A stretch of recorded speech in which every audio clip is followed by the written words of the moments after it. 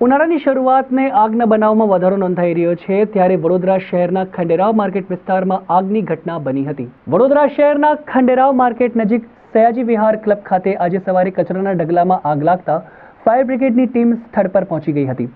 જ્યારે સયાજી વિહાર ક્લબની અંદર ફાયર બ્રિગેડની ગાડી જતા ભારે તકલીફ થઈ હતી। ફાયર બ્રિગેડના જવાનોની સમય સૂચકતાની સાથે જો અંદર બોરવેલ ના હોત તો વધારે આગ લાગી જઈ હોત।